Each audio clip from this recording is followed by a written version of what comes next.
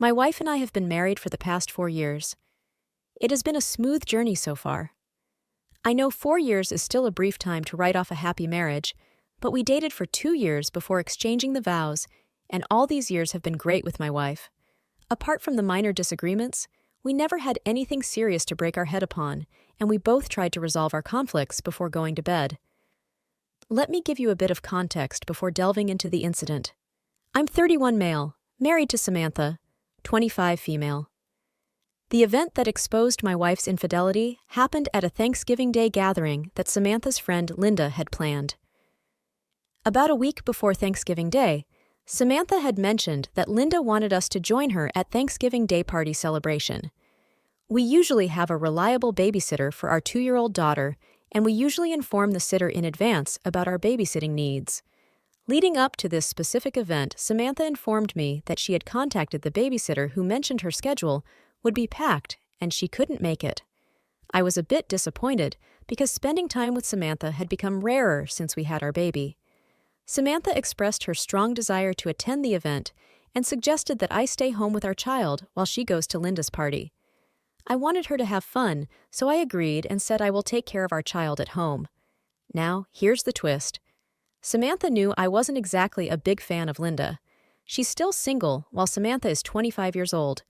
Linda is 3 years younger and a bit more carefree. Now, I don't want to sound like a controlling husband. I simply advised her to watch out for Linda because she might not be the best influence for married women. Now, on the morning of Thanksgiving Day, I took an unusual step and decided to call the babysitter myself. Normally, Samantha handles these arrangements herself, and I had to find the sitter's number on Samantha's phone. I thought if I offered the babysitter a good pay, she might change her mind and agree to take care of my child. That evening, if it works out, then I plan to surprise Samantha and let her know we could go to the event together. After all, I wanted to share the news with her once I had the babysitter situation sorted out and enjoy the satisfaction of pulling off a last-minute miracle. The biggest shock came when I called the babysitter and asked her to reconsider sitting for my daughter. That evening, even though she had initially declined, she appeared surprised when I used the word reconsider and told me it was the first time I had asked her about that day. Her surprise caught me off guard too, and I inquired if she remembered Samantha calling her to arrange the evening a week earlier. She confirmed she hadn't received any call from my wife. I quickly improvised and told her that Samantha had actually called someone else instead. That's when it became clear to me that Samantha had lied for some reason, although I couldn't figure out why it was definitely a cause for concern.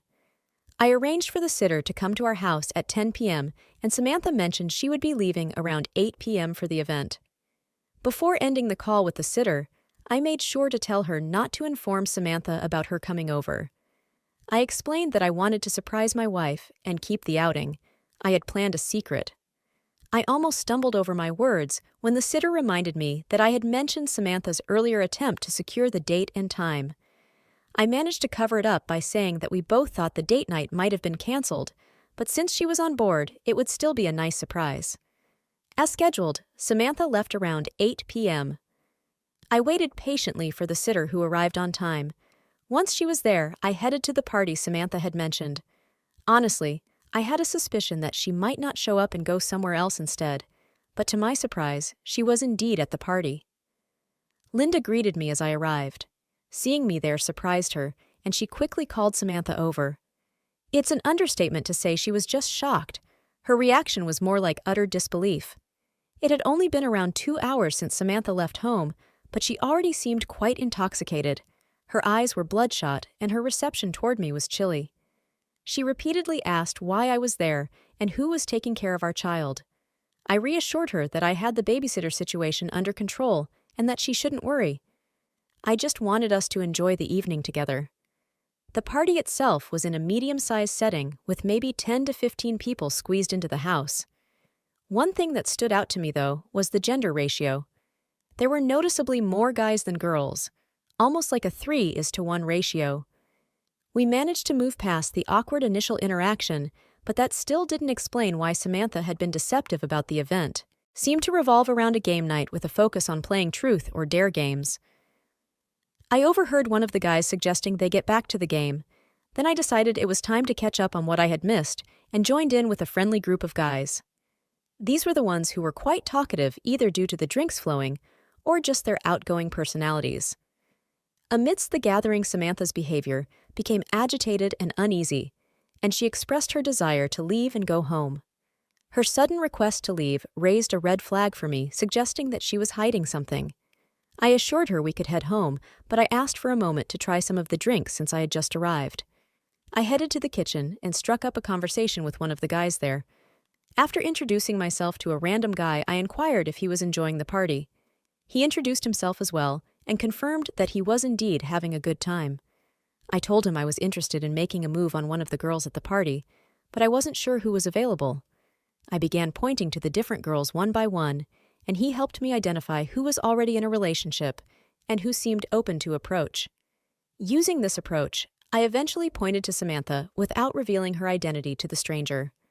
I then asked him what he thought about her. He mentioned that she is attractive, but he warned me that she was off limits because she arrived with the guy he knew as a friend. I pretended to be interested and asked him to share more details about this guy. The stranger went on to give me information about Samantha's affair partner, explaining that they had met at a concert and had been involved with each other intimately. Since then, this revelation really hit me hard. Samantha's attendance at the concert and her encounter with this guy lined up exactly.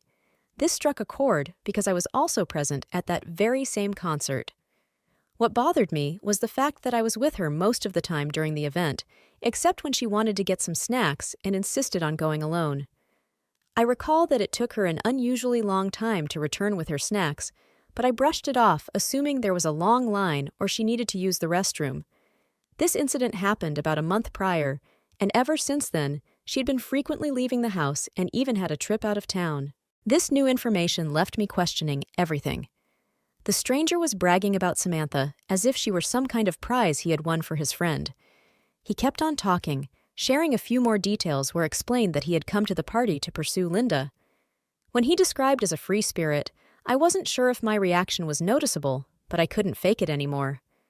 Just then, Linda joined the conversation, possibly realizing that my questions were leading to the truth about Samantha's affair. However, it was too late, and I could tell that she was also part of the deception. I excused myself from the conversation, but asked Linda about Samantha's whereabouts. She suggested checking the patio, and that's where I found Samantha talking to the guy. It seemed like they were either having a heated discussion or she was trying to convince him for something. I approached them and introduced myself to the man who was involved with Samantha, but before I could say anything to him, Samantha hastily pulled me away, insisting that we should leave the party. I swatted her hand away with anger and told her she could leave because I wanted to have a talk with a man. I confronted him, directly introducing myself as her husband, and asked him straightforwardly if he knew Samantha was married before getting involved with her. Considering I had already discovered the truth about their relationship, I have a somewhat imposing presence that I use to my advantage in confrontations. Honestly, I wasn't looking to fight with him if he genuinely didn't know she was married. My little show of subtle aggression was meant to let Samantha know that I had uncovered her infidelity and to unsettle the guy a bit. I repeated my question to him, making it clear that I didn't want to ruin the party by starting a brawl, but I needed to know if he was aware of Samantha's marital status before getting involved with her. Samantha was getting anxious and tried to hold me back. While apologizing, the guy saw the bottle in my hand and, realizing he was cornered on the patio with no support, fell for my act and started apologizing as well. He mentioned that he didn't intend to cause any trouble and that he had only started talking to Samantha without knowing she was married. I inquired about the number of times they had been together, and he gave a response. I simply wished him a good night and walked away. I hopped in my car and drove back home. I told Samantha that I wanted a divorce. I checked into a motel where I'm writing down my story as a form of self-therapy. I'm feeling lost about what steps to take. This is my first experience with divorce, and I'm completely unfamiliar with co-parenting since I didn't grow up in a household like that.